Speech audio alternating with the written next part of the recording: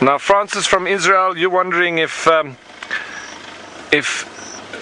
pregnant elephant are more aggressive. Francis, I wouldn't say that pregnant elephants are more aggressive, but groups of females with young calves I do find a little bit more irritable and can be more aggressive, but generally the ones that are the real problems and that we get into problems with as humans are the younger females. So the ones in sort of their late teens, early 20s, because they almost form the bodyguard role of the breeding herds. And you very often see, especially when you're on foot, if you frighten a breeding herd, they all run off, and then these sort of young females break out the side and come back to sort of keep whatever the danger is at bay. And those are the ones that then get themselves and get people into trouble, because that's where you generally have your real conflict. It's around those younger females who fulfill that bodyguard role and can be quite scary in those situations. But once again, it's not possible to stay out of their way, because the more you're in the bush, the more chance you've got of being in a difficult situation. But you know, in all the years that I've been in the bush, which is not a short space of time, but I wouldn't say that it's anything huge, I've always been able to get myself out of the situation. But that's not to say, because I know lots of people that have been in situations that they haven't, and they've had to deal with the confrontation completely. So it all just depends on sometimes luck of the draw, wrong place at the wrong time, and or you catch an animal on a very bad day. Yeah, and it's the same, you know, interactions with humans. Sometimes you go to town, you go to the shop, and you just meet somebody that it was just the wrong place at the wrong time, and you have a confrontation with somebody that you never expected would ever come. It would never happen. But so these moments happen.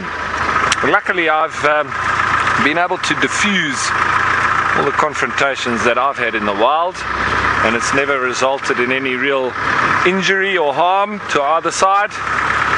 And I hope to keep it that way, but I would not say that it's impossible that it could reach that, because I'm in the bush a lot of my life, and you never know.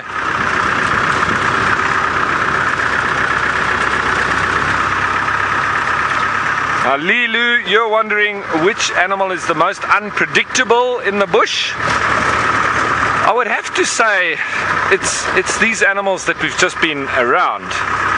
And I say that because they can change their mind quite easily, and they can almost show you one behavior, and you think that they're going to do one thing, and they can change very quickly, and I think that goes down to their intelligence.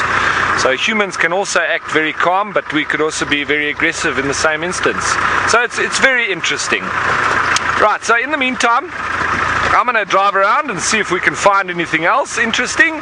Let's head you over to Taylor, who's got one of those very tall animals.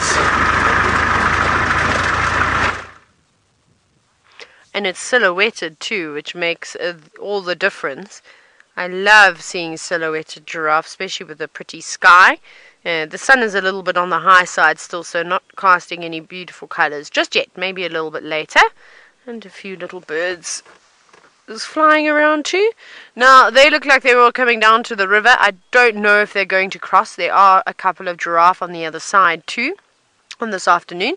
It's actually a pity that the Paradise Pride is nowhere to be seen, because there are big giraffe, there are small giraffe on either side of the river, and because there's so many of them, it actually would have been quite cool to see what would have unfolded here this afternoon. But without any lions, we're going to have to wait for another day. We often see giraffe around here, and I suppose they come down to eat the leaves in the afternoon. Remember, I was saying how sheltered it is, and we are having quite a bit of wind. It'll be a nice area to feed, especially when you're that tall. Sometimes getting down and low is the only way to keep out of the wind. It must be a bit of a nuisance being a giraffe and being that tall all the time. Isn't that lovely?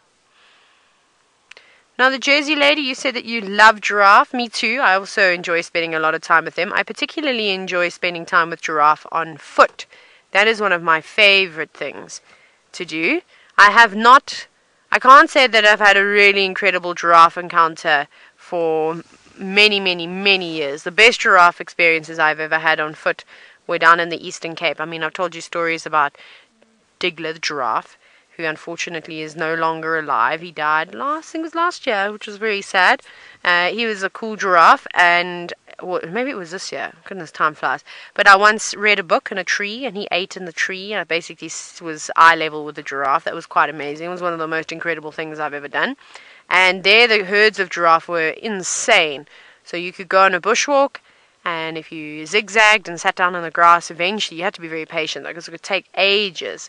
You'd get most of the herd coming within, 20 or 30 meters away, just staring at you, wondering what on earth you guys are and what you're doing, because you're not really behaving like predators, you're not behaving like another herbivore, so they become quite inquisitive.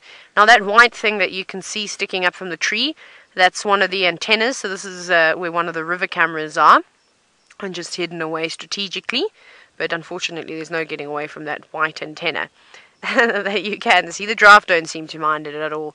They're quite happy to just feed and tuck their heads into the bushes. They're beautiful colours though, all just slightly different from one another too, which is really quite beautiful.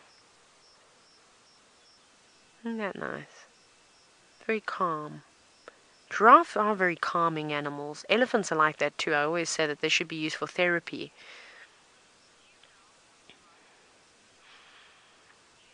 And James, you're wondering if I know what giraffe skin feels like. I actually do. I've done a couple of game captures with giraffe and relocating. Their manes are interesting. Their manes are a little bit on, I'm trying to think how to describe it now.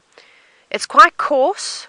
And this one giraffe bull, I don't know why, but it almost felt a little bit, not sticky is the wrong word, but it wasn't smooth. It had a residue on it of sorts. So I don't know if he'd maybe been rubbing up on a tree or something, but it was quite bizarre. And their coats were fairly smooth, hairy. Their coats are a lot thicker than what you would think. I've also bottle fed a little giraffe before. I went to an ostrich farm where the oldest living ostrich lives still. I've forgotten what her name was. So this is an Oudtshoorn, and near the Western Cape of South Africa. And and then there was a young giraffe that unfortunately had lost its mother. So we got to bottle feed it. It was only a few months old and it was taller than me, much taller than what I was, which was insane. And it didn't kick me, but it stood on my toe, and then I ended up getting a little kick on my shin as well. It was just moving around trying to get the milk. It was quite excited. So that was quite cool. But yeah, they're amazing creatures. They're so big. You really don't realize. I can walk underneath a giraffe's legs. No, a fully grown one. Now, Kathy, you're wondering if a giraffe needs to spend quite a bit of time rechewing their food. Most certainly.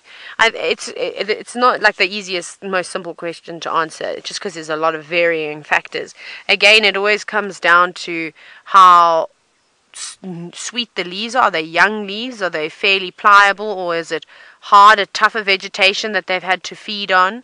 Then that might require a little bit more chewing. But remember, they do have the 4-chambered stomachs, so they'll chew.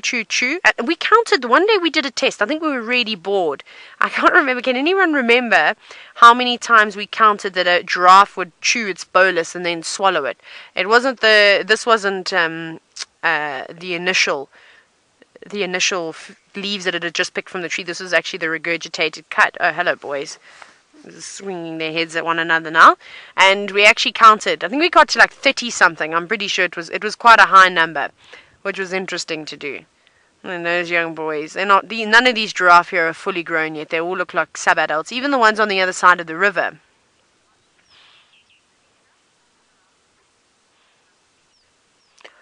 Now, Guide Monkey, you've asked whether that giraffe necking would get them injured.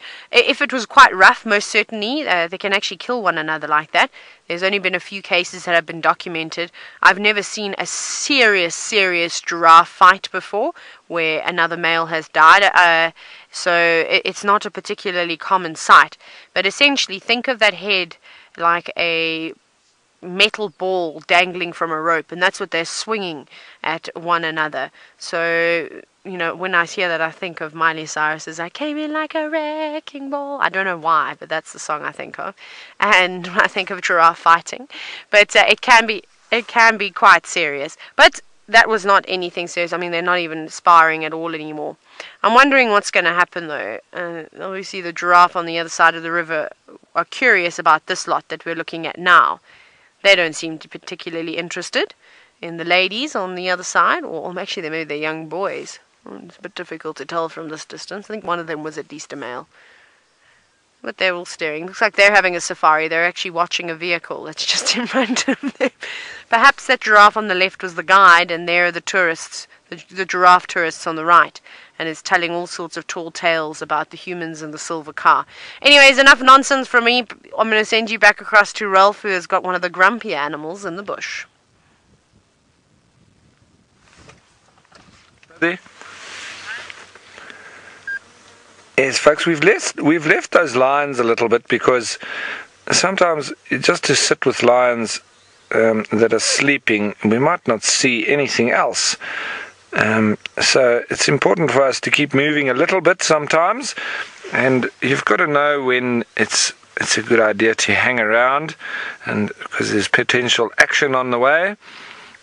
But otherwise, we do need to try and vary it up a little bit. And here we've got some bull buffalo who have been wallowing in the mud, and this is an absolute classic scene of Daga boys. Remember, Daga is the mud that I was talking about, that the Zulus and a lot of the traditional people, the Shangans, and a lot of other cultures in Africa, they use mud and cow dung to make a type of concrete and build their huts with, and it very often is referred to as daga. And this mud that the buffalo get on their skin from wallowing in the mud, then it tends to dry and look exactly like that daga that the traditional people use as a form of concrete. And it's normally the older bulls that then form these small bachelor groups because they've been left behind by the herd, and then you find them spending their days wallowing in the mud. It's not a bad existence, but they do have a lot less eyes and ears looking out for them, so that's why they do tend to be a little bit grumpy, added to the fact that they're getting on a bit and a little bit older, and so their body is probably hurting in places that they never knew existed before, and so that's the reason why they do become a bit grumpy old men.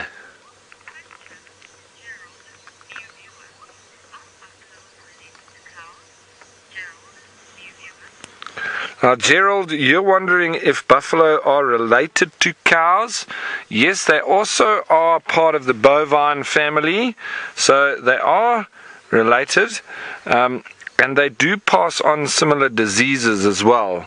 So that's the reason why in parts of Africa they have divided the countries out into wilderness areas and into areas where cattle are allowed, because diseases like tuberculosis and foot and mouth disease, they can get transferred between cattle where it's quite prevalent into buffalo, and then buffalo obviously spread it with the predators, and as they die, then it also gets spread by scavengers and decomposers, so it becomes quite a problem, and so quite closely related.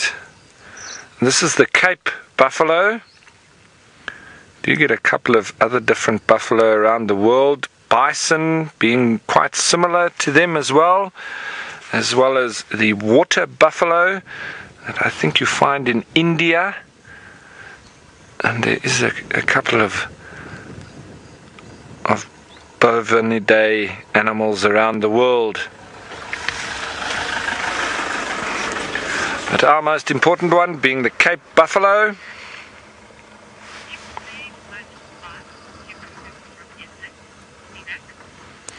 Now, Cenac, you're wondering, do they mud bath to protect from insects? Well, buffalo, they've got quite a thick skin like your rhino and your elephant, but they do get some parasites, mostly ticks.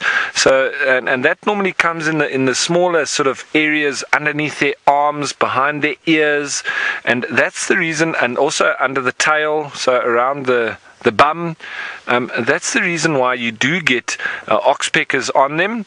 And another efficient method of getting rid of ticks on buffalo is, yes, to lie in the mud, and then you come out and it gets caked in the sun, and then you go and rub up against a branch or a rock or something that is quite spiky, and those ticks and parasites are solidified within the mud, and then they're able to actually scratch them off. So it does help with parasite removal, and it also helps to keep them cool.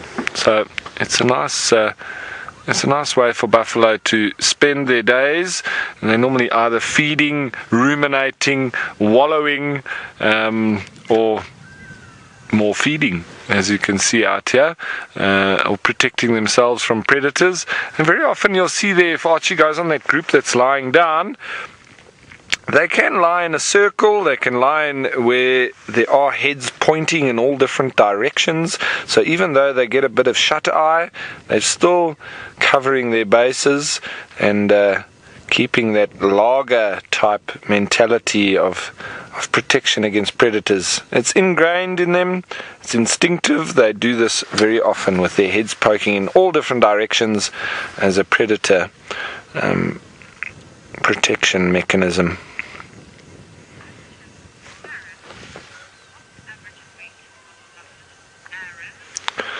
Now, Aaron, you're wondering what the average weight of a buffalo is.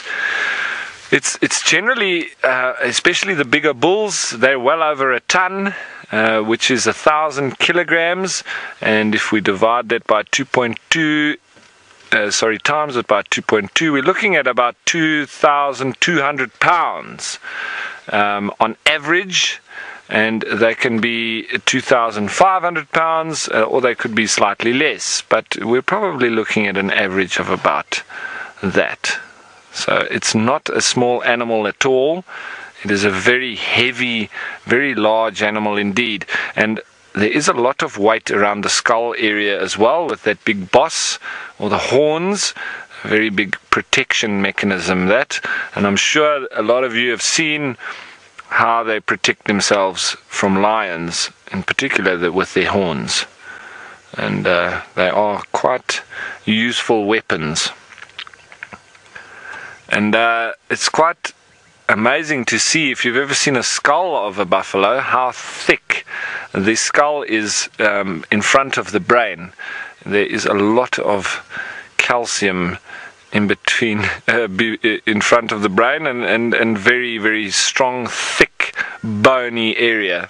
So it is known that even hunters and people trying to defend themselves against charging buffalo, having shot the buffalo in the head, and they just hear it ricochet off, and that must then be scary, because then you don't just have a charging buffalo, you've got a very angry charging buffalo. So it would be quite scary if your bullet ricocheted off his head. But quite possible with the thickness of it, and quite scary buffalo on foot sometimes, because once they decide to charge, it is quite difficult to change their mind. You'd normally have to evade and climb a tree, which is a good option with buffalo, because there won't be any pushing down of the tree and they can't get up it. So sometimes when I see buffalo on foot and they look very menacing, I do tell my guests or my students which tree they're going to be going for if those buffalo come towards us, and I normally prepare them for that. It's generally not a thorn tree if I can help it.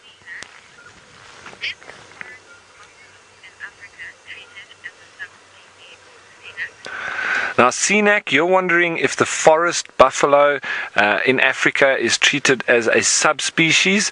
I think you are quite correct there, Sinak, in that I think the buffalo, the forest buffalo, which I think you get around this area of the equator, probably in the forests, obviously with the name, but I'm just thinking which forests, and I would imagine that they're a subspecies of the Cape buffalo, definitely in the bovine family, but I would have to look at the subdivisions and where they branch off. I'm not entirely sure, and it's a very good question. Thank you, Sinak. I must actually go and have a look and see where the forest buffalo fit in. Can you hear some hippo calling off in the distance? They must be down by the river.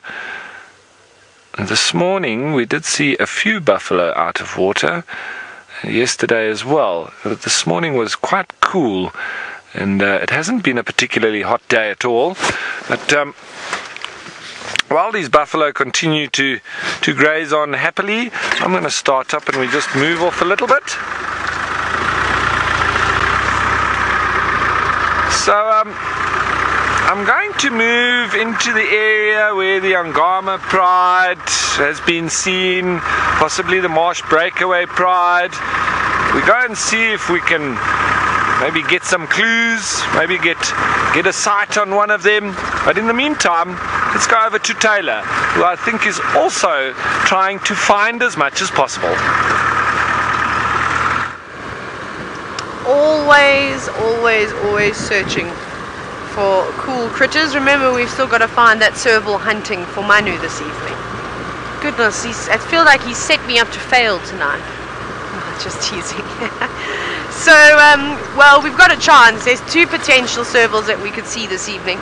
Ones that I haven't seen for a while, but I think that's just because the grass is so tall. But we were seeing quite regularly when we drove down on the river road, and then just after the bridge there was another serval around there. So we will keep a close eye out this evening. We moved away from the river. I could not find what on earth everybody had been looking at. I don't know if it was maybe the giraffe sighting. There were quite a few more giraffe within the area, so perhaps they'd all bulked up at one point, and you know, the tallest of tall animals can definitely cause a stir when there's a group of them. Now there is a car coming. You can see it's like a dust cloud coming our way. Oh no, we're gonna get so dirty. No, I'm hiding from the dust. I'm going to drive like this now. It's not nice having the dust in your face. Okay, we got one more. I'm going to duck, and then we're going to carry on, and then hopefully I won't get any more dust in my face. Yeah. Okay, I'm just going to drive a little bit to get away from it. There we go. That's alright. Dan, we were talking about the same thing the other day, wondering what type of soil is on the road. I have no idea. So what you're seeing on the road has not got anything to do what's on either side of the road. These roads are constantly maintained, and they'll actually use, they call them murram pits here, but it's essentially their quarries. So they'll go and find a spot where the soil is good. Obviously, they're not using the same type of soil either. There's so many different layers within these roads, and we've been watching them over the last few weeks as they've been redoing the escarpment road. So they're bringing in the soil from all different parts. They're bringing in sand, and then they're bringing in gravel, and then something else. So it's a combination of different things. It's not great for the road, unfortunately. The reason why I say this, because I'm still looking for a nest now. The reason why I say this is because, well, when it rains, where is this nest? No, I'm looking for the crown crane nest. Now I've got distracted. It must be a little bit further. Anyways, so I'm also going to put my jacket on now because I'm freezing. It's amazing how quickly this weather just changes. And then you can also see how my oh, it's staying straight. Manu, look at that. Hey, no hands. This is like a magic trick, everybody. I think maybe the crown crane nest is a little bit further up, so I'm multitasking severely there. I'm actually freezing. I can't believe how the weather's just dropped. Manu, what was I just saying? Because I've got distracted now between the nest, putting my jersey on. We were talking about the road. The road. It's very slippery. Oof. That's a bit better. My goodness, I can't tell you, even after 20 or 30 mils of rain or so, the car just slips and slides. You've got to, drive like you're driving muddy terrain on a steep slope.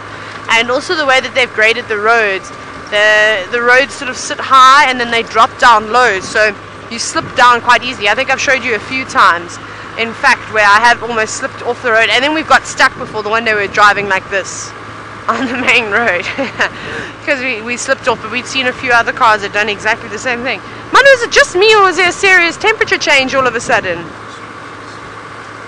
It's just that I think we're also up a bit higher now.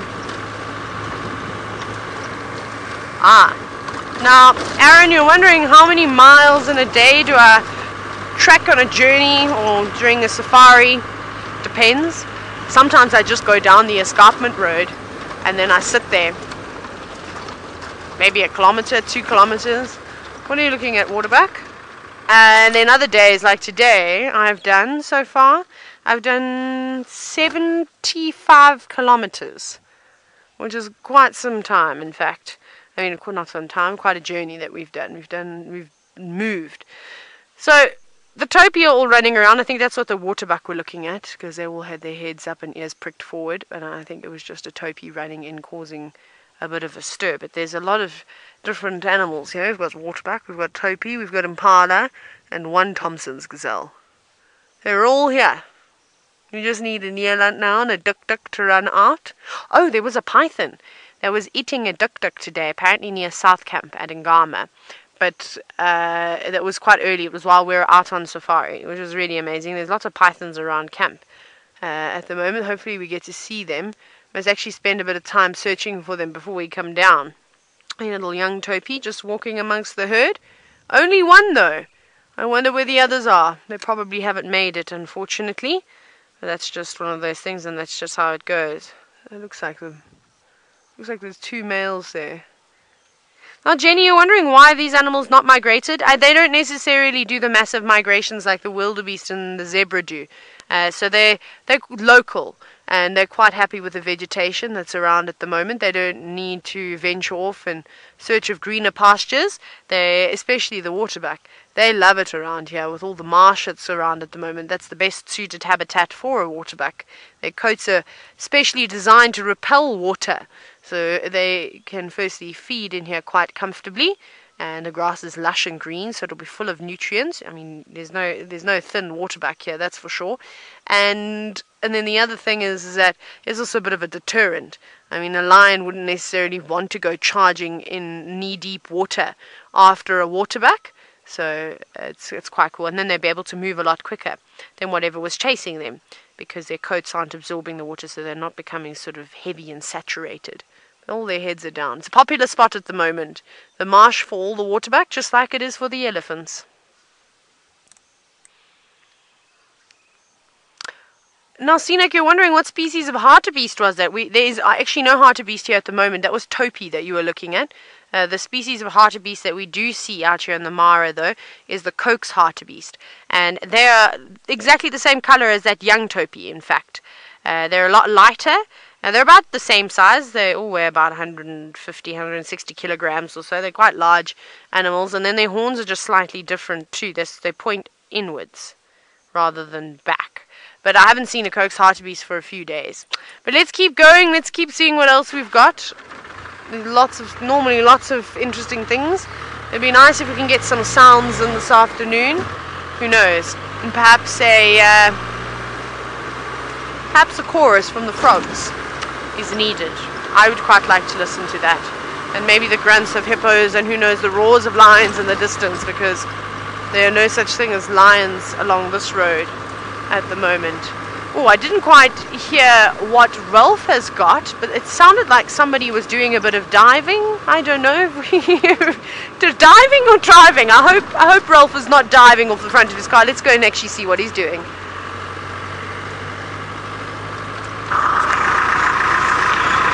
Thanks, Taylor. Well, we don't have anything per se. There is a lot of animals up in front of us out on the plains, but our idea is to try and see if we can follow up on finding the Angama pride or the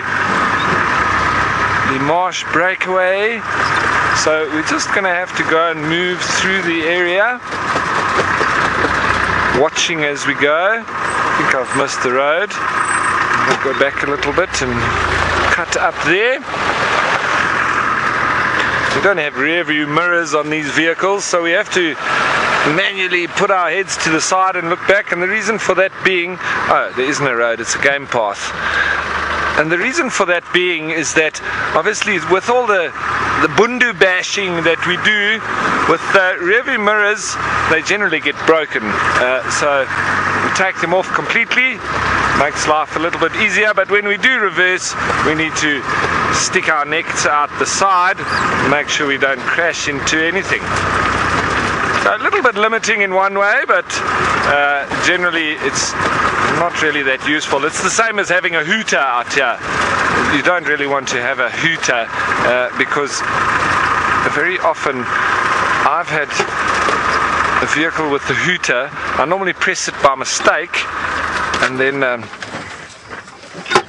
and make a real fool out of myself because I've chased all the animals off with a real funny sound of a hooter in the middle of the game reserve. So it's not the best. So we generally disconnect the hooter as well. Here we've got some more dugger boys really doing their thing, getting full of mud. Seems it's been a day for buffalo mud wallowing. Look at that. It's drying up quite nicely, and that'll be ready for a scratch soon. He can go and scratch himself on a tree stump. I quite imagine it like when we were youngsters, we used to take wood glue and spread it all over our hand and then let it dry and then peel it off. It's just one of those sensations that as children we loved doing. There was no real purpose to it, was there? So I think there's a bit more purpose to buffalo having wallowed in the mud and scratching on a tree stump. There's the scene there.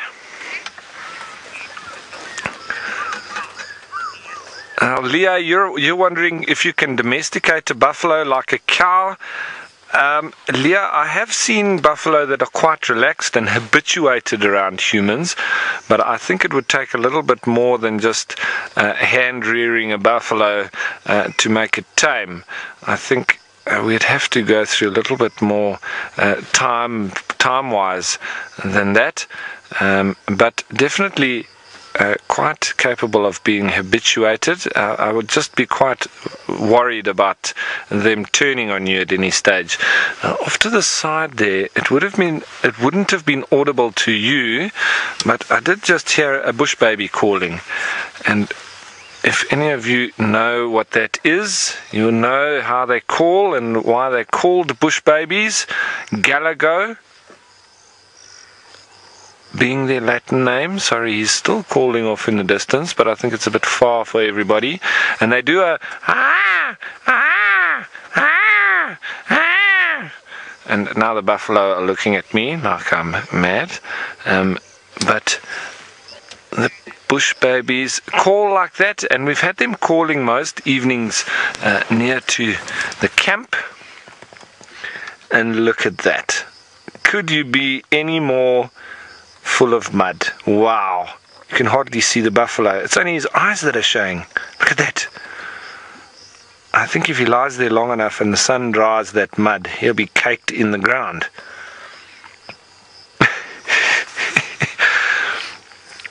The life of a happy dugger boy. Happy as a buffalo in mud, huh? Yesterday it was happy as a elephant in the marsh. Today I think the motto should be happy as a buffalo in a mud hole.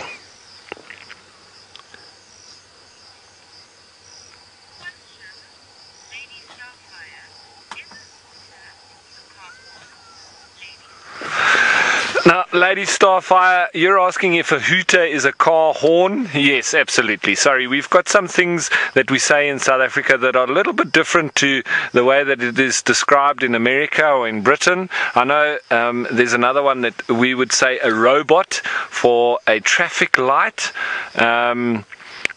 We'd call a traffic circle a roundabout.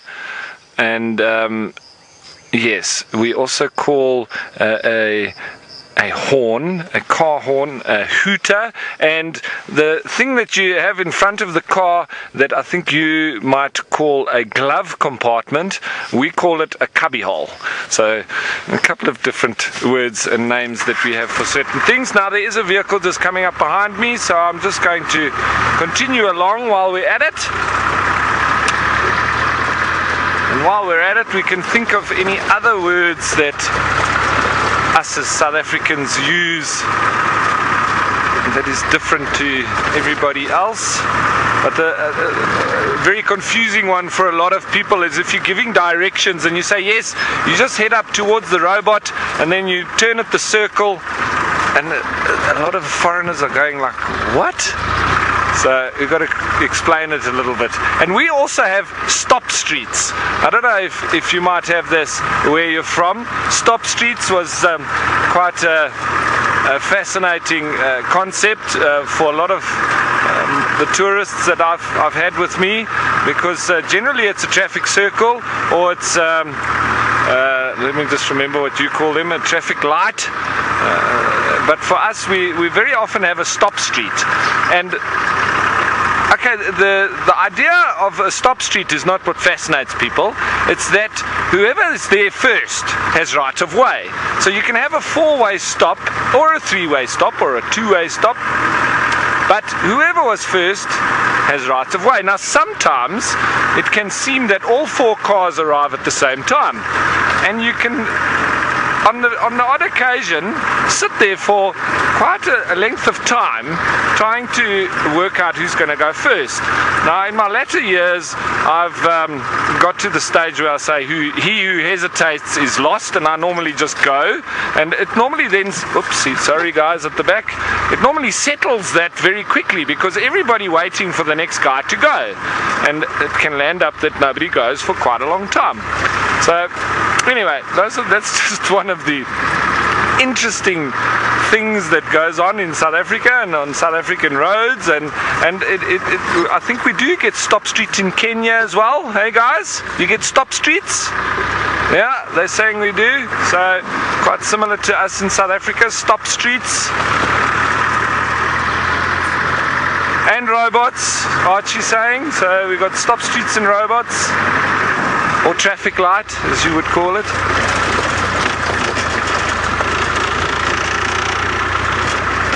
Right, so I'm heading up to see if we can find any of these kitty cats up here near to the river where they've been hanging out with their cubs. But in the meantime, let's go over to Taylor, who I think is also driving around. We're fighting the dust at the moment with all the cars that are racing home to get back in time. I think some of them are cutting it a little bit on the fine side. Ralph, interesting that you were chatting about different words that South Africans use. I feel like we use them all the time actually. I don't even know what a normal South African, well, what an unnormal word is in comparison to other words. What am I trying to say? There we go, just like that, like the nonsense that I normally speak. Manu, what is the strangest word you've heard me use? And pass it on to Manu. Any of us have used, any of the South Africans. Boy, that's actually a great one. Potjie. Potjie. Bizarre.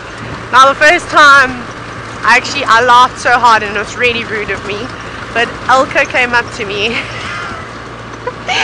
and she said, "We're gonna have a potjie for dinner tonight." And I'm like, "A what? A potjie?"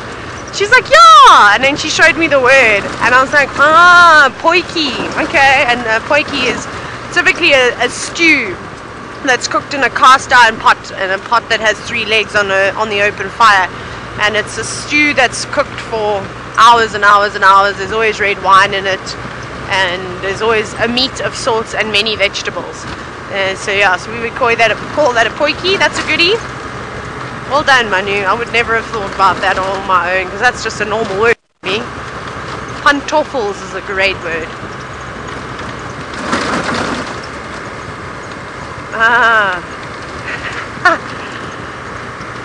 Okay, let me do that and then I'll go back to pantoffel. So Willow Wanderer, you've said that just now in the UK means something that's already happened, not something that's about to happen.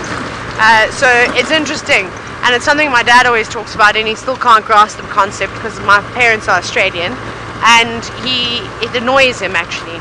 So he says, when somebody says to him they'll be there just now, he says there's no hope, because he knows they could be arriving in the next 5 minutes or the next 2 weeks.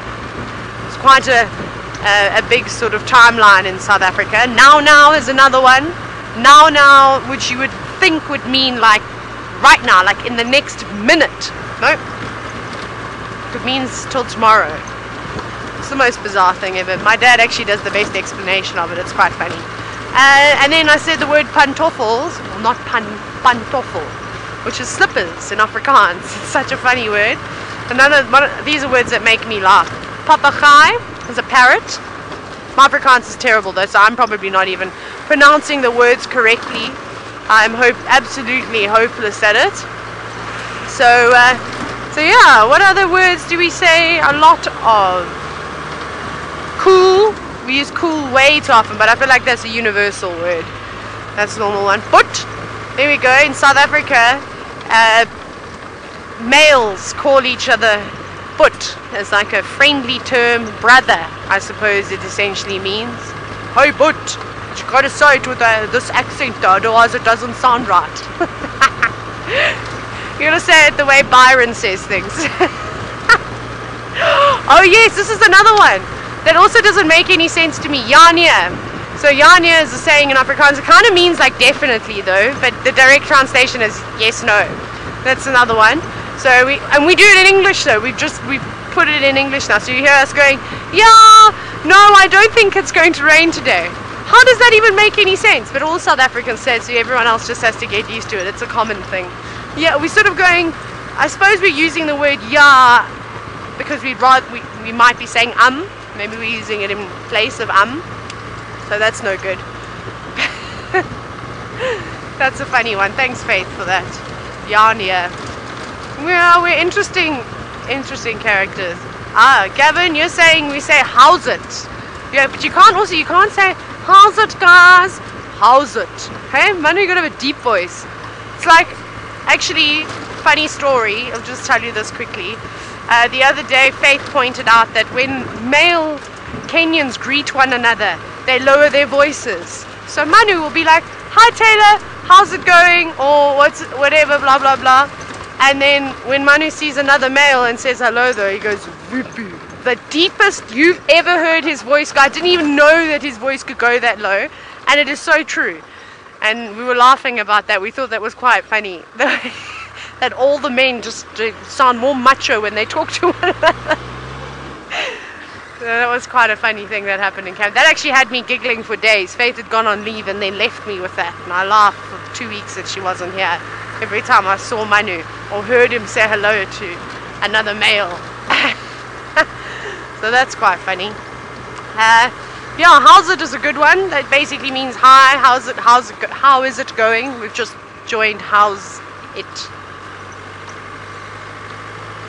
Oh yes.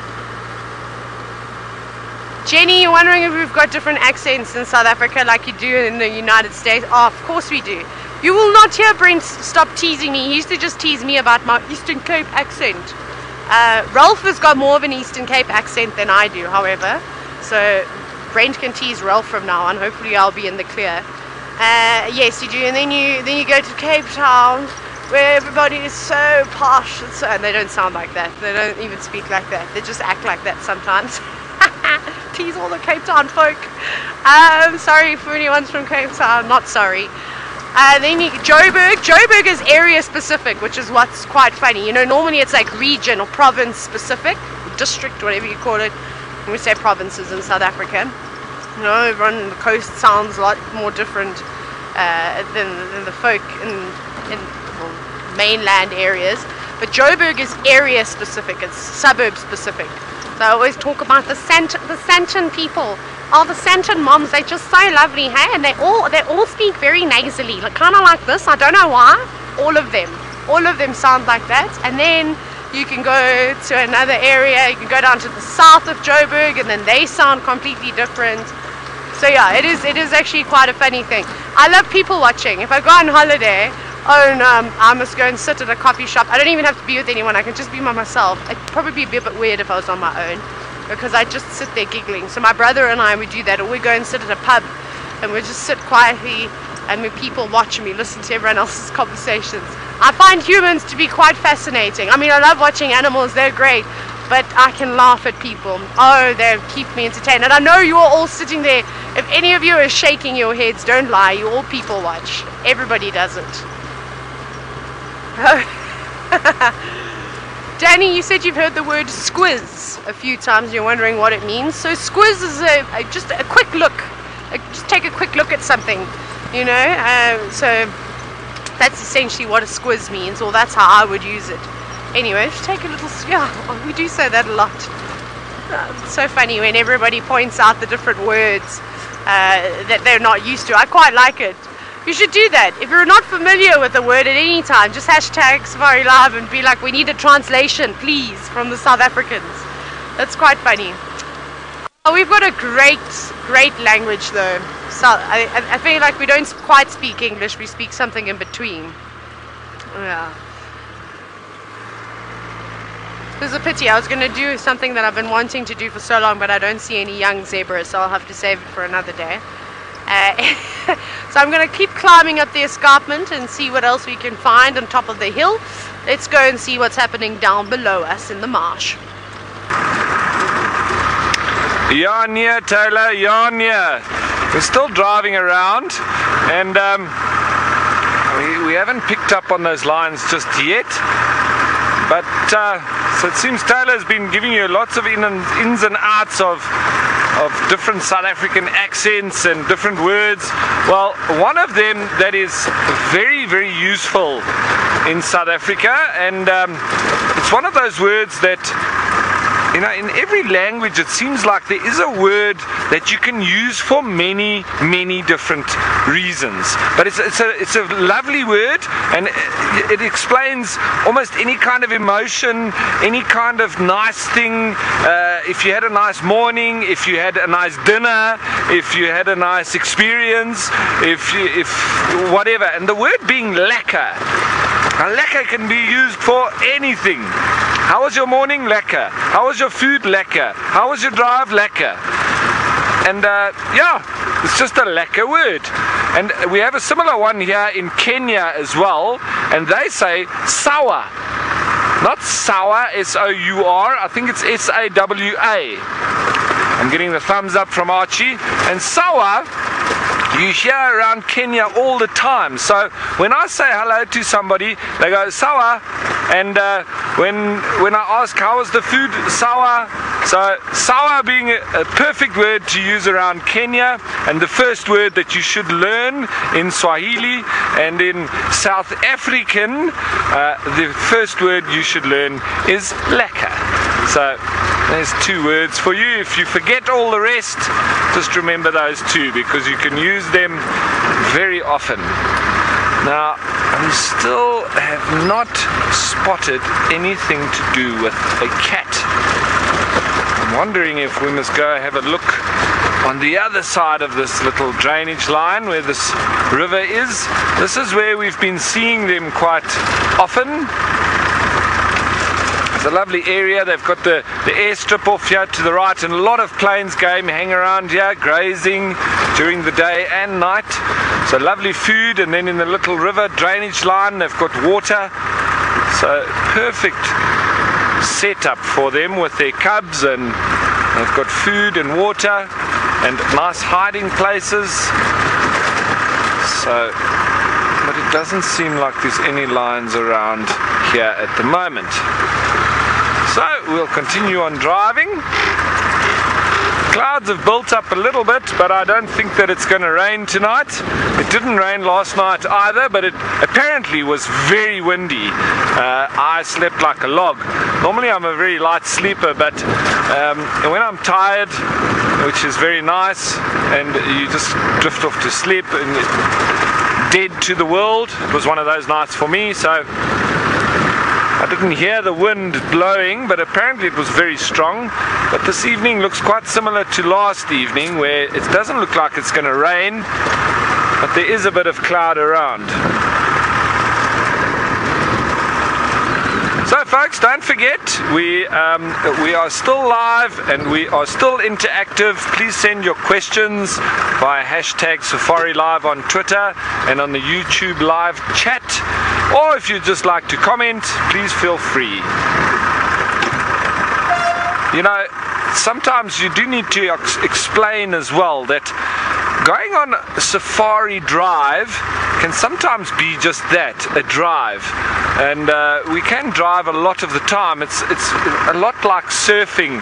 And I say to a lot of people that actually less than 20% of the time when you go surfing is actually spent surfing. The rest of the time is paddling. And it can sometimes be like that with safaris as well. Sometimes not too much time actually spent watching animals, and the rest of the time spent driving. So if you have never been on a safari, well, sometimes you can expect that. It depends on the day and depends on what the wildlife throws at you. But that's why I find it very important when I find a nice sighting, I like to stay there.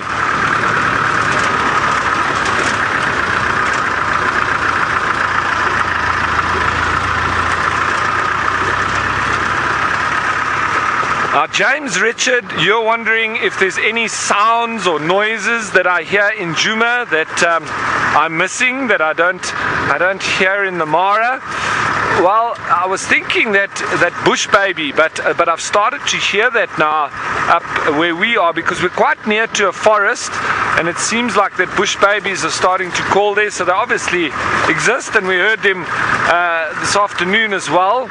So that was a noise that I really love hearing at night. Even though there are a lot of jackals here, it's quite surprising. You hardly ever hear a jackal calling, and I don't know why that is. We hear a lot of hyena here at night in the Mara, which we also hear in Djuma.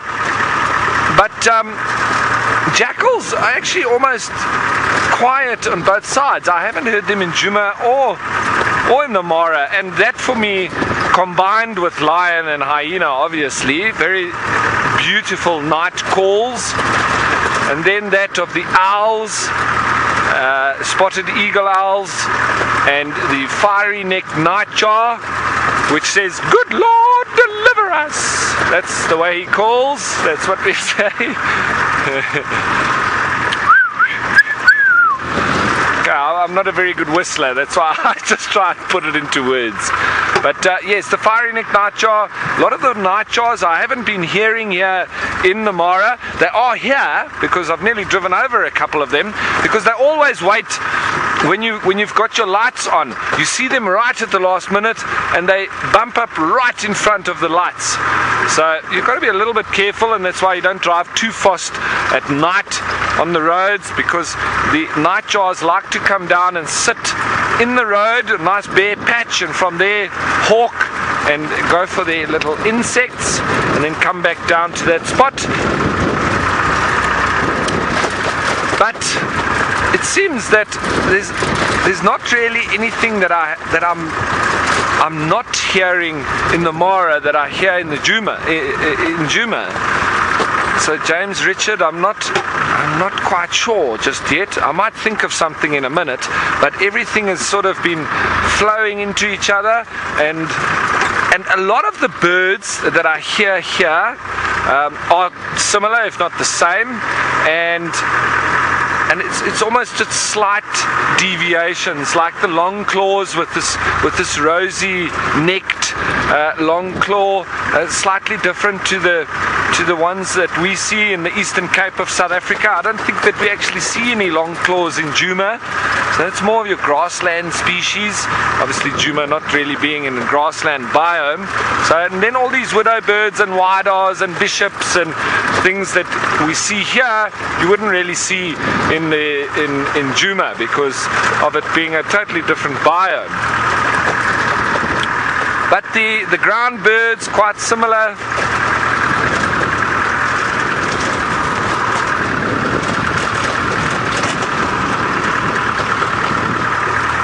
Now Marcus, you're wondering if there's new animals brought into the park on a daily basis. Well, there aren't actually any animals that are brought into the park on a daily basis at all. This is all left to natural reproduction. So these animals basically control themselves, and with the management of the park allowing there to be natural controllers in the sense of predators, being lions and hyenas and wild dogs and leopards, they're keeping these animals in check naturally. And added to that, if you started to get overpopulation, generally you start to get then diseases that would start to spread, especially if you had to have a drop in resources such as water. So if you had to have 2 or 3 years with very low rainfall, you would start to see a lot more diseases coming through, and it's then a natural controlling. So I just want to stop here before these roadrunner meep meep birdies disappear off. If Archie can just get in there nice and close. One of them started to run for no apparent reason, and they all followed. It's like Jurassic chickens. You can see the males being the very nice, brilliant black and white. We did see 1 or 2 this morning. Females being that more drab brown. Now the theory is that the females sit on the nest during the day and the males at night. I'm not quite sure if that theory is indeed correct. I do know, however, that there is a dominant male and female, and the dominant male will mate with subordinate females, but only the dominant male and female will look after the nest. The male does also sit on the nest, and then the eggs will be arranged in the nest in according to who and when the eggs were laid. So the last eggs to be laid will be rotated into the middle, and the first to be laid will be then pressed towards the outer edges, and that then allows for the incubation to have all the chicks hatching at a similar time, which then results in one male and female having, in excess of 30 chicks running around with them. Very hard to look after them, and they're very easily predated. So while we sit here and watch these ostriches head off into the distance, let's head over to Taylor just for a quick update.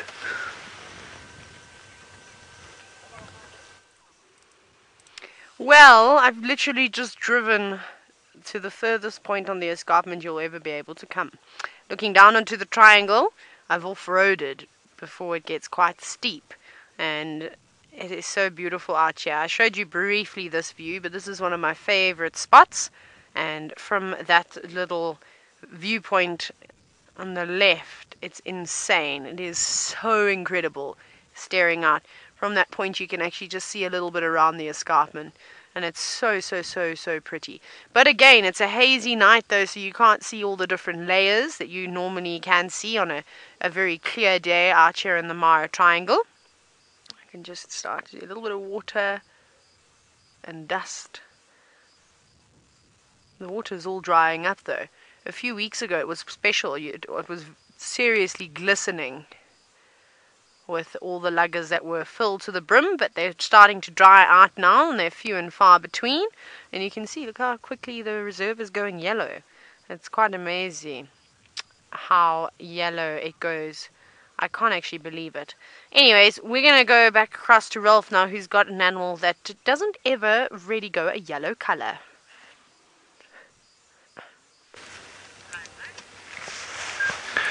Yeah, so we're still sitting with these ostriches, or these Jurassic chickens, who have lost now, through evolution, their ability to fly.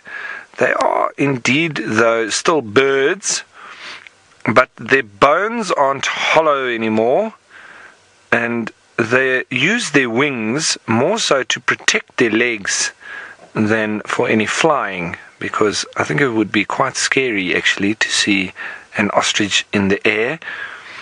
But yes, their legs are exposed, so they use that as a bit of a shade mechanism. They do put them down because ostriches are very adept at living in the desert at very high temperatures. They can withstand temperatures over 50 degrees centigrade, which would be well over 100 degrees Fahrenheit. And they also use it to protect the chicks. So they can have the chicks underneath them, and they then also make some shade for them. So although their brain is literally smaller than your small fingernail, and it is one of the only animals that I know of that its brain is smaller than its eye. There's something to think about. I would say that a chicken has more intelligence than an ostrich. But they are quite elegant and they are quite fun to watch. We see them doing a little bit of a dance there. And that is how they also do a mating dance, where they swing their wings around and the male tries to impress the females. And he swings his head around. In the southern parts of South Africa, they do ostrich racing. Now, Alex, you're asking a question along exactly the lines of my train of thought. Can ostriches be ridden like horses? Absolutely, they can be ridden like that. Slightly different, though. And in the Kruger, in the southern part of South Africa, near to Cape Town, a little bit north of Cape Town, so the southern tip of Africa, just a little bit north of that, in the Kruger, the colored people, they actually have this as a very intense sport, and they do horse racing type racing with ostriches, and they line them all up. There's a lot of betting that goes on. You do need to be under 75 I think it's 75 kilograms, yeah. And what you do is you put your legs in. You climb on the ostrich with your legs in under the wings, and you hold on to the neck. And that is basically your forward, slowed down, left and right.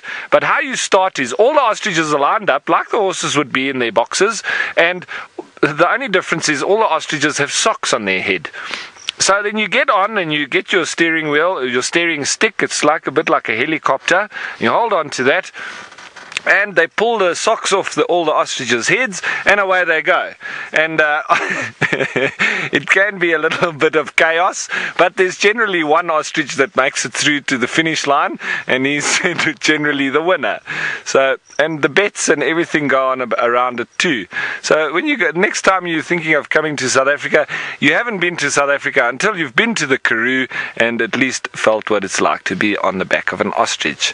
Yeah. Well, there we go. Nice little anecdotes on ostriches.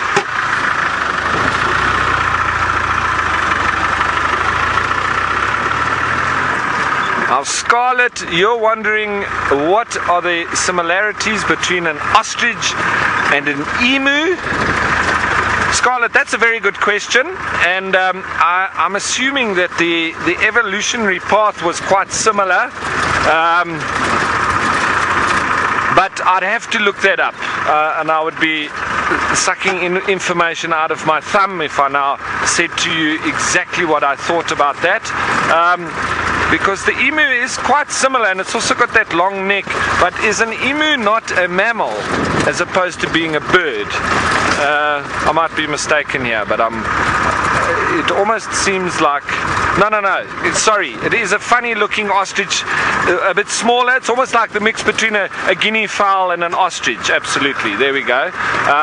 So I think it's possibly just a little bit less along the lines of that growth and size of the ostrich, but very similar in its traits. I was thinking of another animal when I was talking of an emu, and I'll think of it now, but they look like not an okapi, but a mix between a camel and a giraffe or something like that. Oh, up in front here, guess what we have? Another few elephant. So let's stop near them and see what they're up to.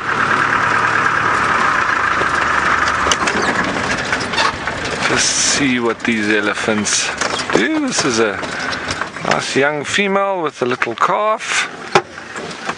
Nice colors coming through there. It's not long now and it's going to be dark. The sun has set, so within the next half an hour or so we will be getting dark. That there in the background is where the one of the entrance gates. So it's not houses, it's just some of the staff that man the gate and allow people in and out from that point. There's not a fence, but that's where the road leads to, and then there's a boom from there, so the animals can walk around that.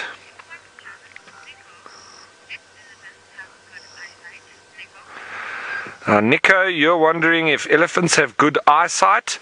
Nico, they pretty much have very similar eyesight to humans, so almost exactly the same.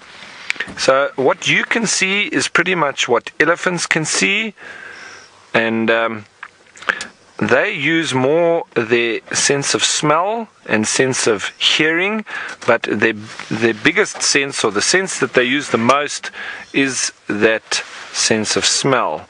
So they put their trunk out and they sniff the air, and that is what they would be using to decipher whether it's friend or foe, whether it's good food or not, but they generally eat almost any kind of vegetation. So there we have some more elephant coming through.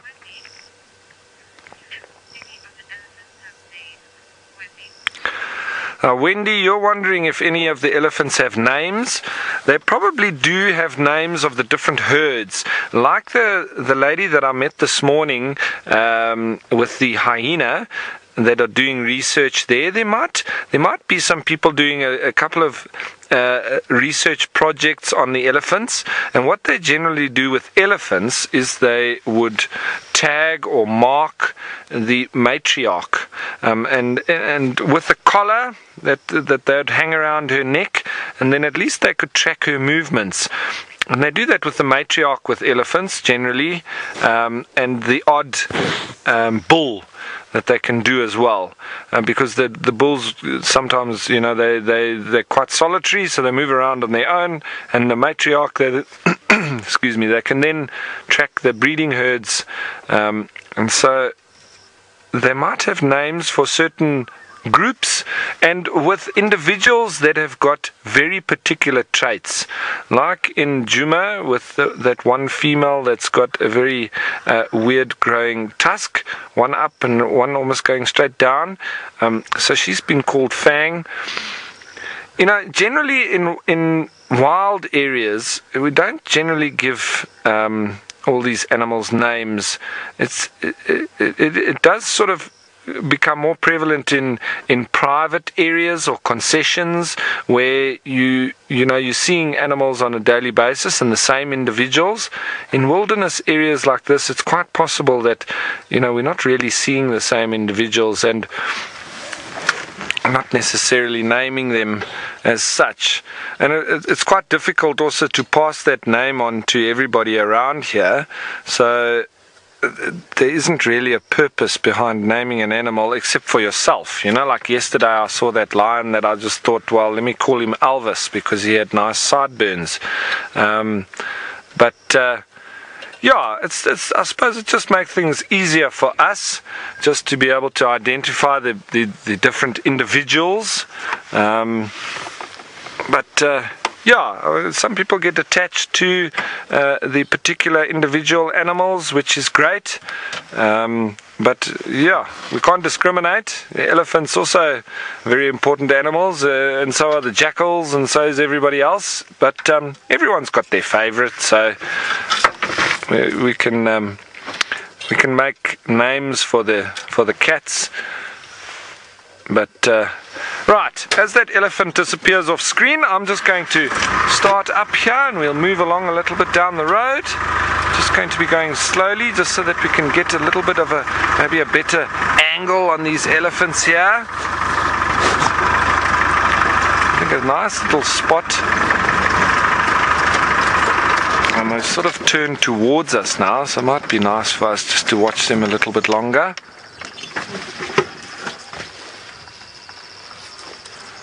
Yeah, there they are.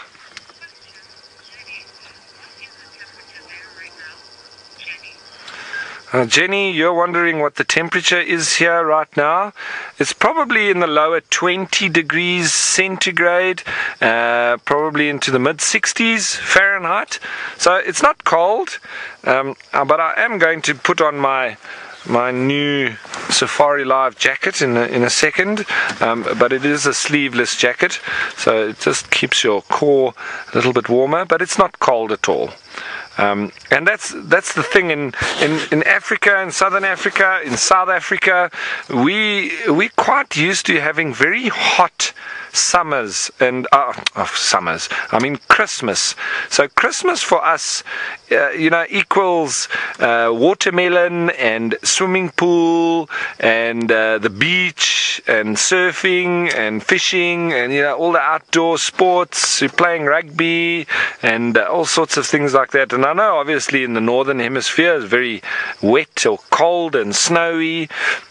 And that's a lot where the whole story with Saint Nick and him bringing his presents on the sled and all of that, But for us, we still celebrate Christmas in South Africa. But I always feel sorry for Father Christmas because he's still dressed up in all of his snow gear, but he's in the wrong hemisphere. So generally, really sweating a lot is what I associate Father Christmas with, and he doesn't hang around for very long because he generally hands out the presents and then he disappears, and then there's another person back in the crowd that wasn't there when Father Christmas was handing out his presents.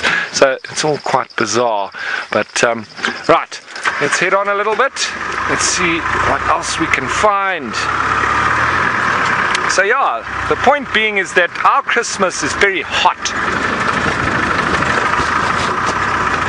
Now Brad, you're wondering what the Mara team's plan for Christmas is. Brad, that's going to be a big surprise because it's top secret, and if I told you, I'd have to kill you. And secondly, Father Christmas never says what he's bringing as gifts, so we'll have to keep that one a secret, but all will be revealed.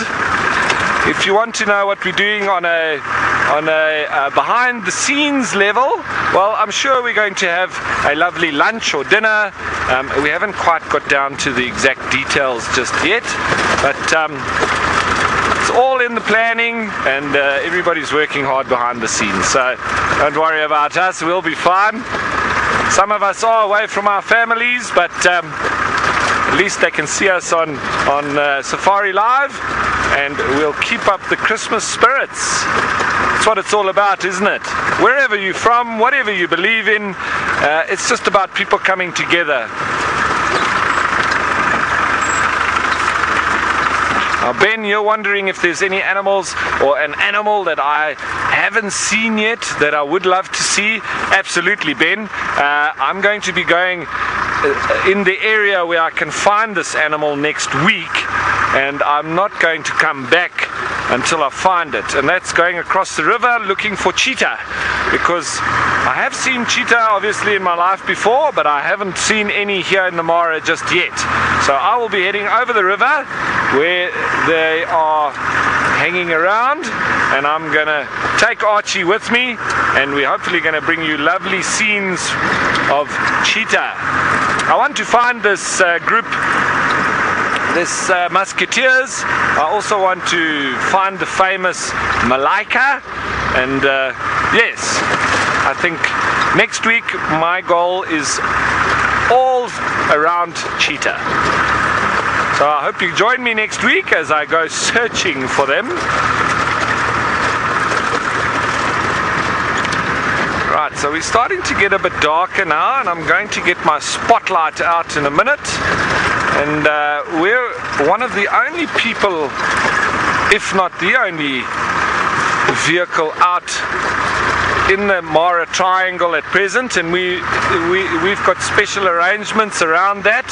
So just know that you are live with us, with Safari Live in the Mara Triangle, exclusively, with nobody else allowed to drive around here at present.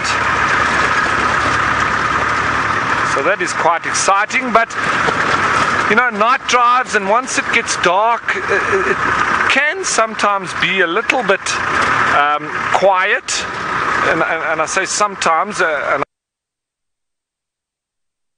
I actually mean more generally, and we've got a hyena here, because you don't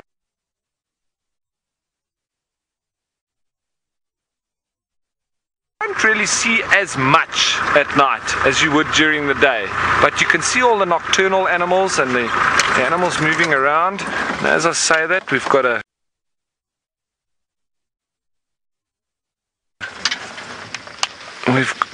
hyena here just off to the side.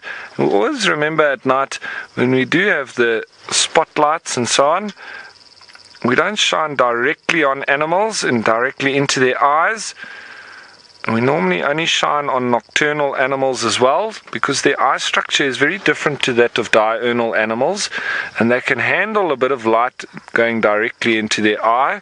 But the diurnal animals, or the daytime active animals, it stuns them, and it can create a opportunity for predators to go in for the kill when that situation wouldn't normally have been there without us being around. So we obviously don't want to change the behavior of them whatsoever. So what we normally do is, if we see diurnal animals, we take the light off of them and we only shine on nocturnal animals.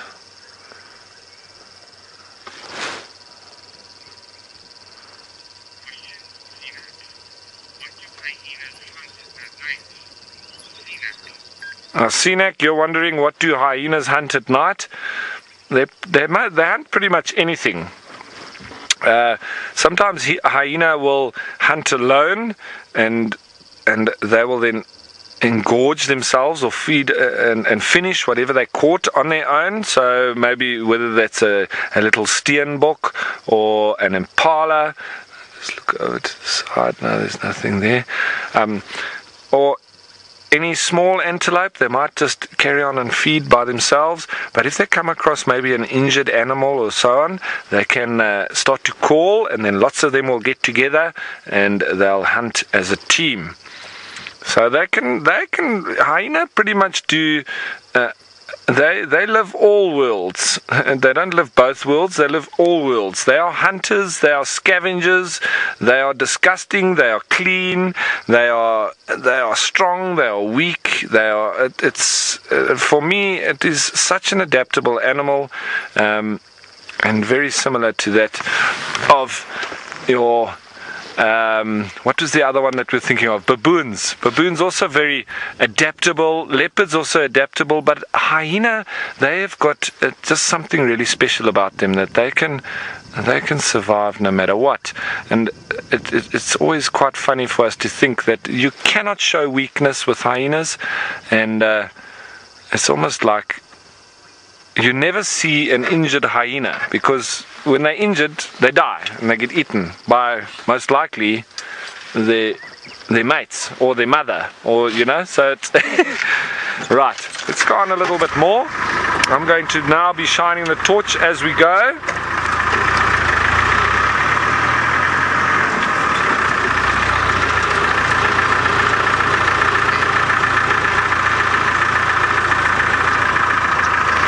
Now, Bobby, I know you've got a question coming through there. Are the hyenas, it sounded like against the safari. I don't think that's quite what your question was, so I'm just going to ask them to repeat.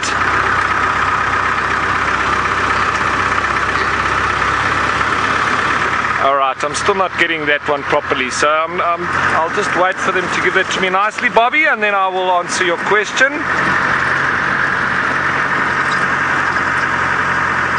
While we drive along, we're obviously looking for different eyes, and you normally see the different eyes being either green or red, and the ones we're looking for are green, because that's what the predator eyes reflect as.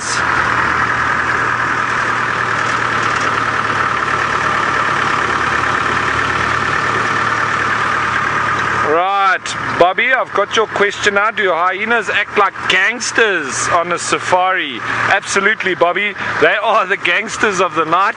They are the gate watchers of the underworld, and they are quite scary in the night. But they can also be quite cheeky, coming and raiding our dustbins. So the food dustbin we always take inside to stop the hyenas coming around, because they walk around nonchalantly and they are seemingly harmless, but you don't want to mess with a hyena, because one bite is enough to kill a man. So we are very careful of them as well. But they will come into civilized areas looking for food, especially where they know where there's free food available.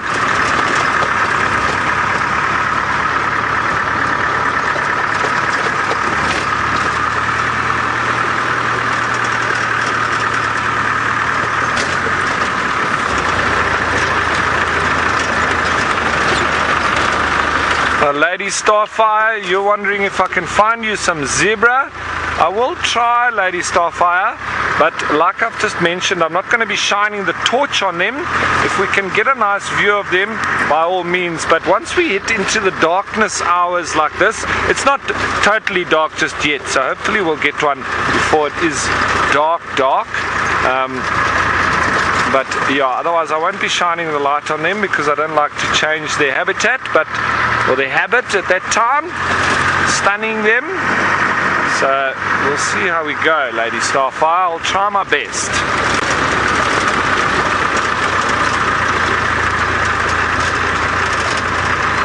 Now Jenny, you're wondering, when do lions eat at night? It all depends, Jenny, on what happens in terms of if they are busy marking their territories. Generally in the beginning of the evening, that's when you hear them roar. So around this time is when you hear lions roar. Then they would potentially go off and mark their territory, walk around a little bit. And then after that is the time when they normally do their hunting. So generalizing, I would say that sort of real darkness, dead of the night time of between like 11 and 4 in the morning is probably when your predators are generally more active, if I can say that, in terms of hunting. So hunting activity, I would say more so around those particular times, whereas marking of territory and roaring, it's mostly in the beginning of the evening and at the end of the evening, at the early hours of the morning. And that's they normally coincide that with the drink. So it's normally a drink, a roar, mark the territories, and then maybe move on to hunting, and then at the end go for another drink, roar, go back to sleep.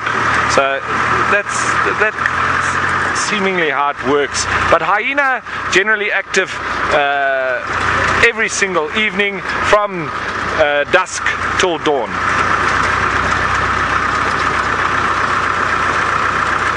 And there we go. We've found our animal for you. Who was that? I think it was Lady Starfire or Jenny, one of you. Yeah, I found you some zebra before it's too dark. Alright, so it was Lady Starfire. There we go. I'm glad I could have found you a couple of zebra. Very photogenic.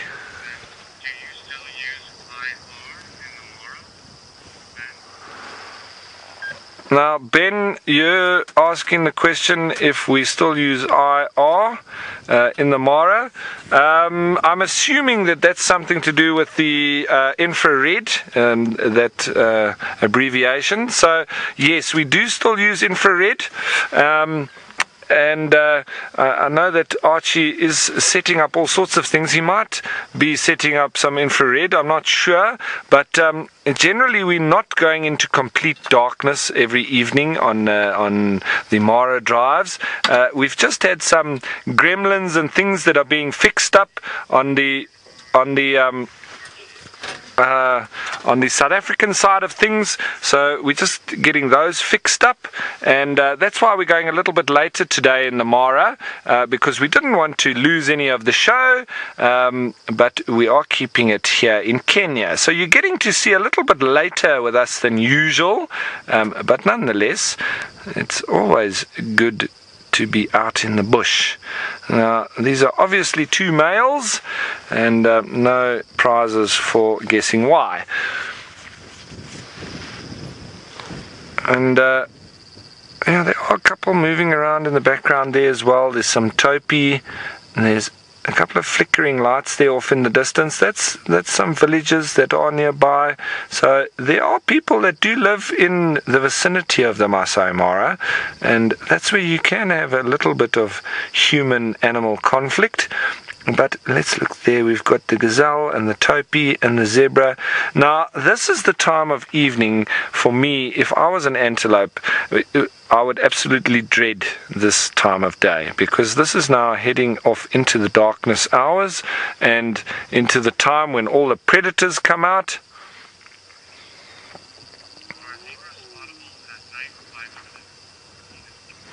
Now, Cenac, you're wondering if zebra are spottable at night by predators. Yes, they are, but I wouldn't say that any more than the other animals. It's quite a funny thing that you look at a zebra and you think black and white. That's one of the last coloration figurations that I would be going for, trying to blend in the bush or trying to be camouflage. But it's incredible how, because they're in stripes, and because they're quite random, when you see them just a little bit away from us here, they blend in for some reason. It's the same even if you take a red bag and you just put some black marks on it just to break up the red, it just blends in. So I don't think that they are at a disadvantage by having black and white. Obviously, an advantage with them being black and white and with lots of stripes and normally being in very gregarious or sociable positions in large groups, they would, with that color of black and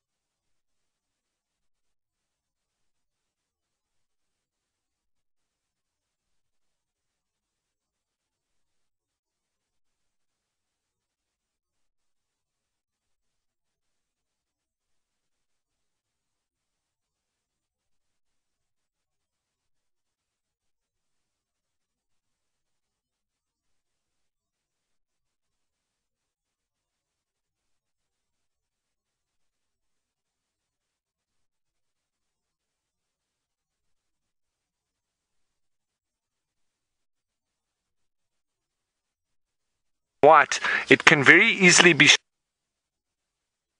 shifting past each other like that and making for confusion of predators,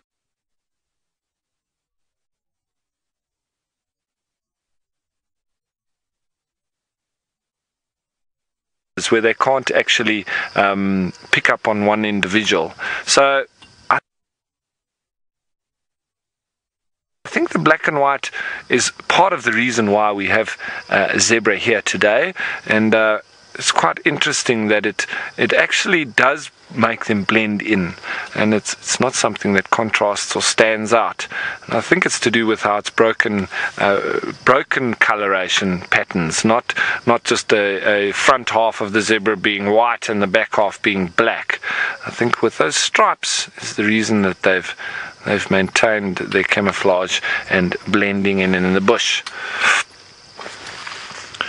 So let's move on a little bit, and in a minute I think we're just getting some things sorted out there with the night vision and whatnot, but we can just shine over here. I won't shine on them, I just want to get a little bit of a view on them and then scan around and see what else we have.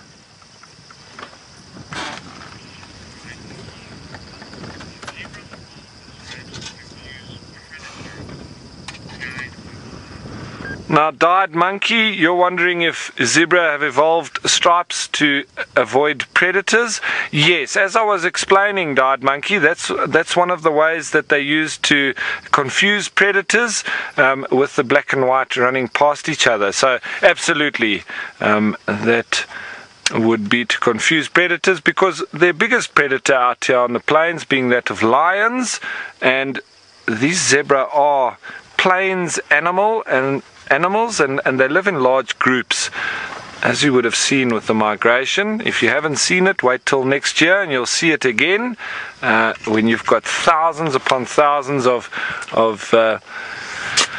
zebra all walking together. It does make for quite easily confusable with the coloration of them. Now, as I've said, I'm not going to shine right on them. I think I've spotted a hyena up front.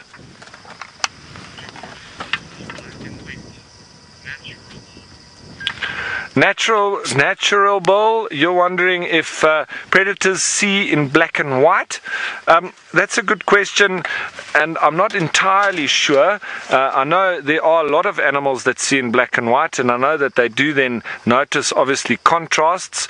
I'm pretty sure that they do see in black and white, and for them it is then picking up the contrasts in different colors. But that's what I'm saying, with the zebra you've got massive contrasts. You couldn't be any more contrasted than black and white, but it's still, because it's such small lines and very close together, it actually breaks up the contrast and makes them actually blend in.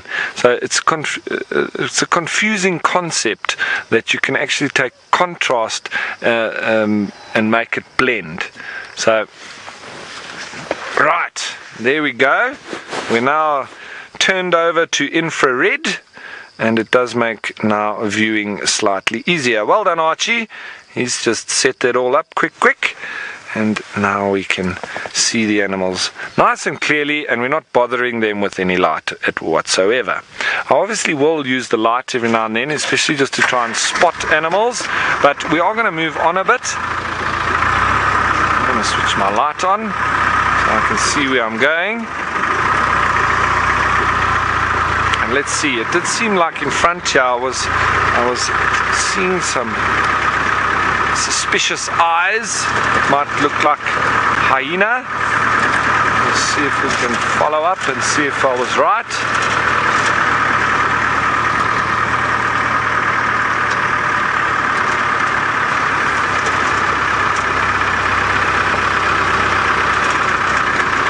Mario, you're wondering why it gets dark so quickly here in the Mara. Is that because it's near to the equator?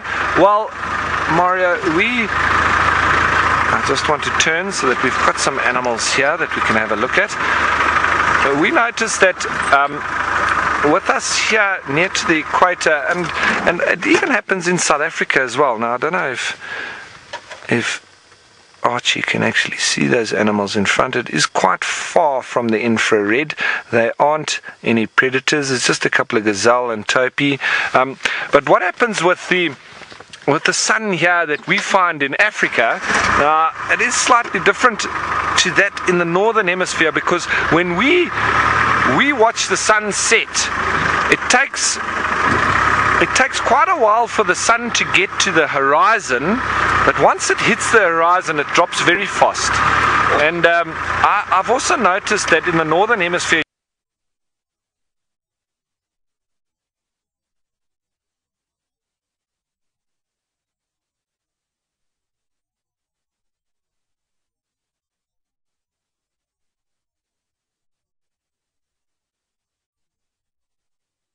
you know, I've only been to Europe and Scandinavia. I haven't been to the Americas, but in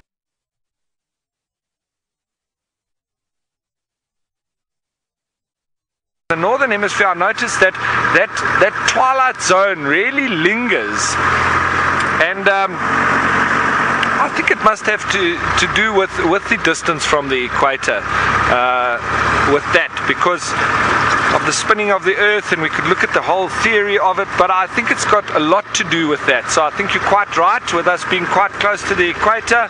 It does happen very fast, and we normally only have time for one beer when we go for sundowners, where I know you have time for a few more in the northern hemisphere or further away from the equator when you go for sundowners.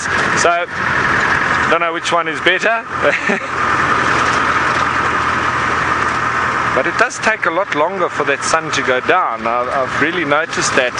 And you can watch the sun setting for a long time. For us, you can watch the sun set, but you've got to be fast, because it's literally within 5 minutes from touching the bottom to being gone. And so if you don't watch it closely, you're going to miss it.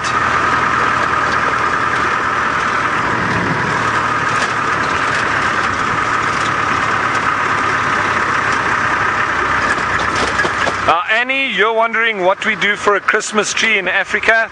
Well, hopefully we'll get to show you, but you know those acacia trees, or now they're called Vachellia, so the thorn trees with those big white thorns on them, that makes a lovely Christmas tree.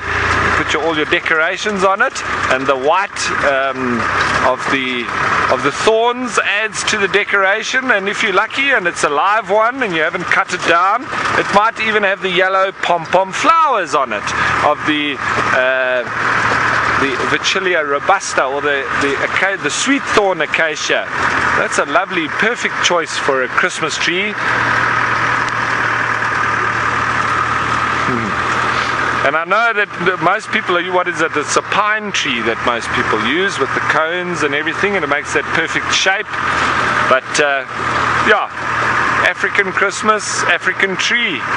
Although our Father Christmas, I still feel very sorry for. I don't, yeah, it's not a position I'll be handing my CV in for anytime soon.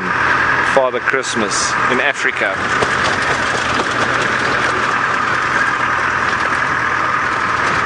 Coming down to a little bit of a river area here.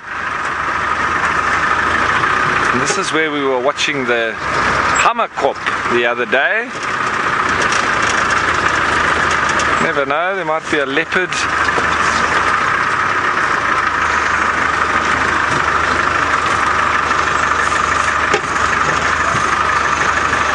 Now, Lady Starfire, you're wondering, how often do giraffe cross the Mara River? I would say very rarely, Lady Starfire. I don't think the giraffe would really enjoy crossing a river. I've never seen a giraffe cross a river at all, and it would also be quite dangerous for them, not only with the crocodiles, but just with the rocks. Now, with their long legs, it's quite dangerous for them to break their legs, but I'm just getting news that apparently they do cross, which is really crazy for me, because you know, there's places in Namibia that giraffe don't go because it's too rocky, and giraffe crossing the Mara River, wow. So obviously they do, but I would say that it is quite a difficult affair and not happening too often, because it would have to really be a motivated giraffe that would cross a river. I would love to see that, and hopefully I get to see it while I'm here.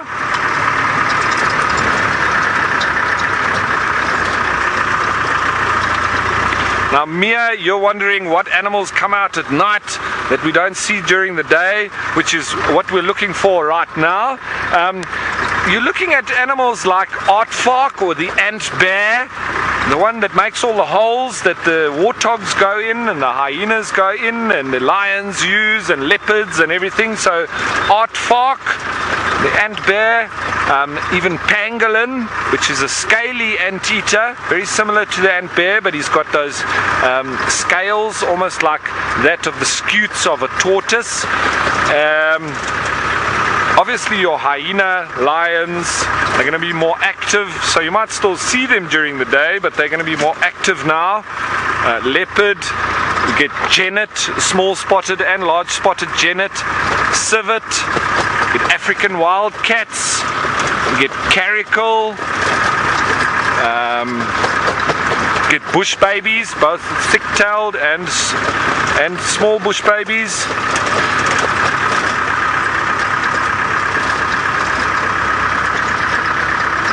Ben, you're wondering what kind of owls we get here in the Mara. We get quite a lot that we do get down in the Kruger Park as well. There is the Verreaux's eagle owl, we get the spotted eagle owl, the barn owl, which you get most places in the world. It's probably one of the most widely distributed owls around the world, the barn owl.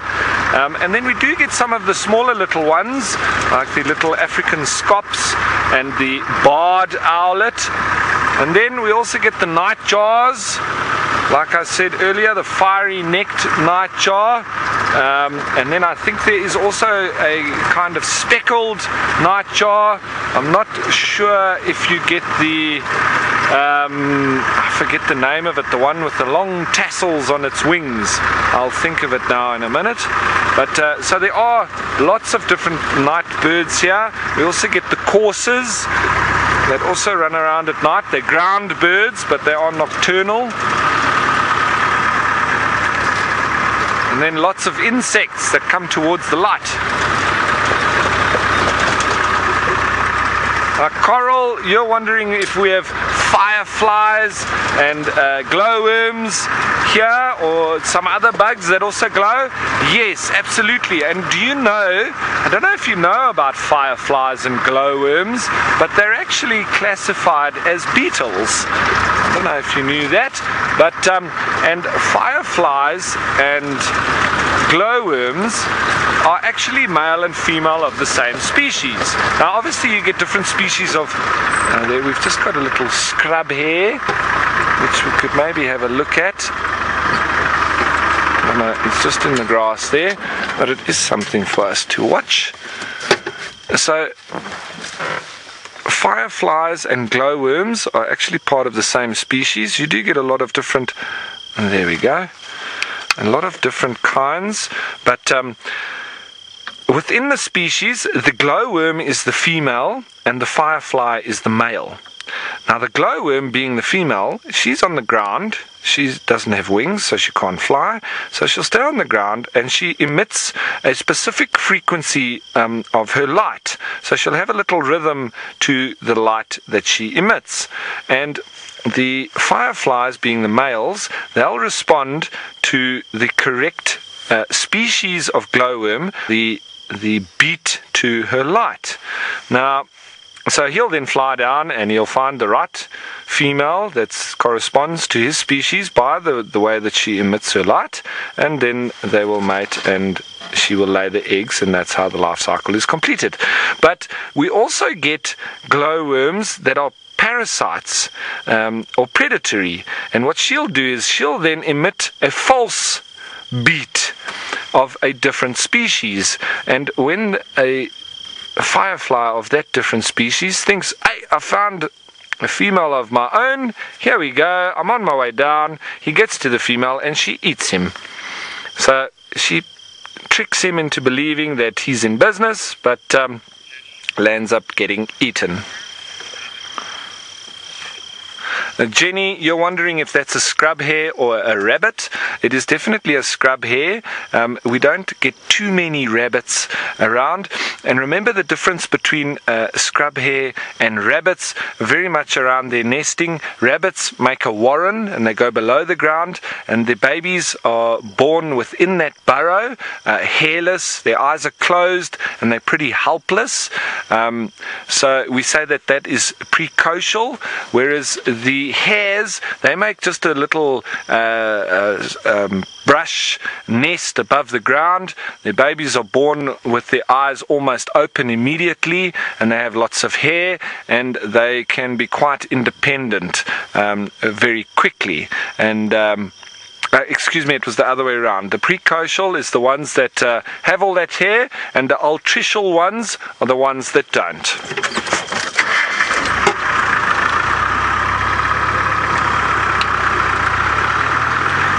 Toast Cider, you're wondering if humans eat scrub hares? Yes, they do. It's not very popular or very regular occurrence, but you know, I know the French and in that parts where I have travelled, they eat a lot of rabbit. It's not quite the food that is quite common here, but I know that there are people that do eat them.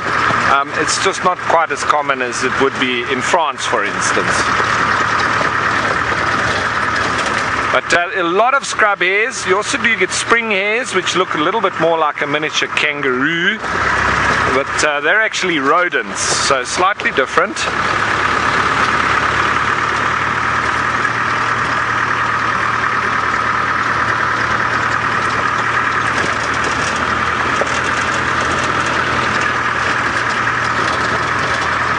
We're still just in the search, you know. Obviously it does, as I say, it becomes quite a lot more limiting at night now that we're in the Mara, whereas normally you're looking out over the plains and you can see for long distances. You can find it a little bit difficult in the long grass, but you've still got that massive distance that you can look out over with your binoculars.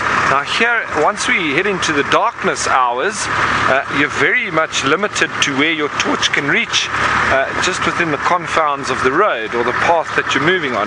So, and then you're looking for just those little telltale signs of the reflection of eyes or anything that moves just around or on the road.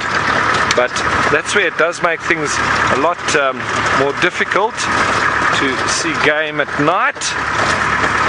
The one bonus is that a lot of the nocturnal animals do use the road to move on at night, and because it's the path of least resistance, so you find leopard and lion and hyena and aardvark and even the smaller predators, jackals, they very often do use the road when they move around, and it's very often also territorial boundaries, etc. So we're not the only ones that use the road.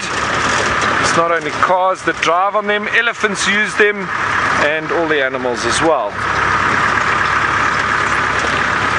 So as I say, it can be quite difficult.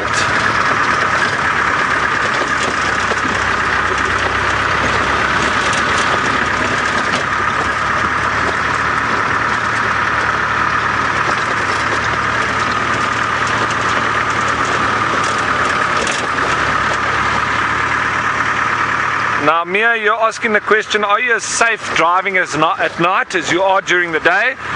Yes, Mia, we are. It's not dangerous to be in a vehicle at any time in the wilderness. It's the only place that you would say that you are actually in danger, I would say, is in areas where people are feeding animals from vehicles, or in very close safari parks. That, for me, when you've got habituated animals or animals that are seemingly tame or being fed by humans from vehicles, that is when it becomes dangerous, because then they associate a vehicle with either danger or with food.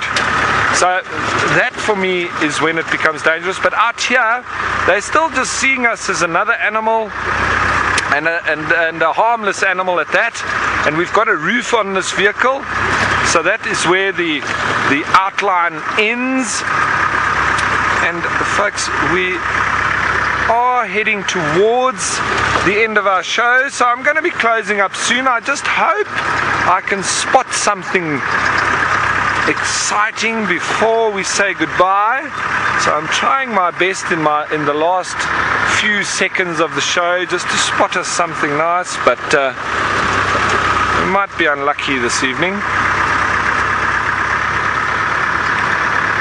It's been a wonderful day. It's still nice and cool. It's not too cold. I hope everybody has enjoyed this morning's drive as well as this afternoon's drive. It has been quite full of action this morning with Tristan and all those leopards. Wow, that sounded absolutely fantastic.